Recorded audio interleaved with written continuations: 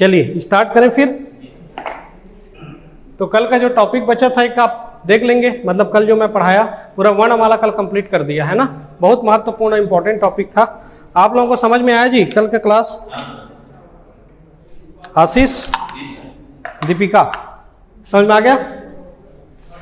चलो ठीक है। तो आज हमारा एक और महत्वपूर्ण टॉपिक रहेगा और आज हम देखेंगे सबसे पहले संज्ञा और उसके बाद समय बचेगा तो हम चलेंगे सर्वनाम की ओर, है ना।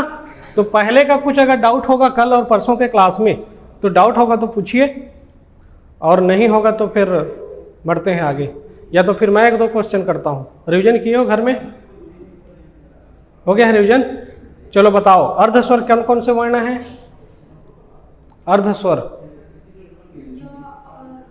या और वा कौन से हैं? दंतोष्ठ वर्ण किसे कहेंगे?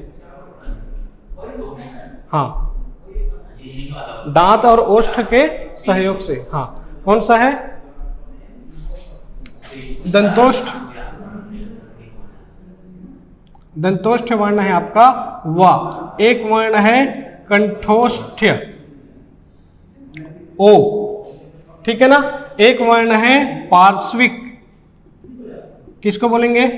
और एक वर्ण है लुंठित। ये सब कल लिखवा दिया था, सब लिखवा दिया था, है ना।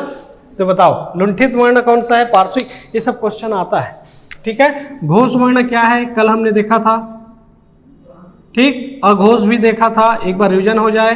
अल्प प्राण भी देखा था और महाप्राण भी देखा था।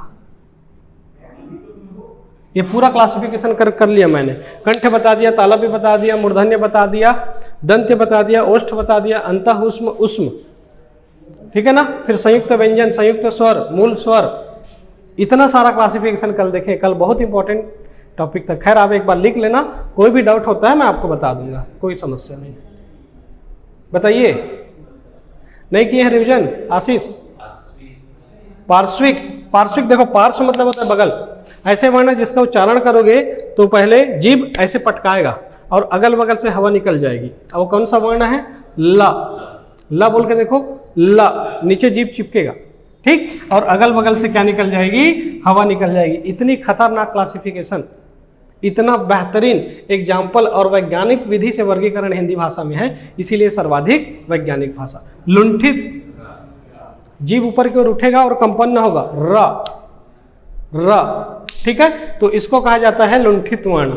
दो और व्यंजन की बात हमने की थी, क्या की थी? द्विगुण, अड़ा और अड़ा। और कभी भी इन दोनों का प्रयोग प्रथम वर्ण के रूप में नहीं आता, द्वितीय, मध्य या अंतिम वर्ण के रूप में प्रयोग होगा। जैसे छत्तीसगढ़ होगा, गुड़ हो गया, गड़बड़ हो गया, है ना। प्रथम वर्ण के रूप में प्रयोग नहीं होगा। इसके दो और नाम हैं, कल बताया था, द्विस्पृष्ट और उच्छिप्त। उच्छिप्त मतलब होता है अनेक शब्दों के एक शब्द में भी इसको पूछता है।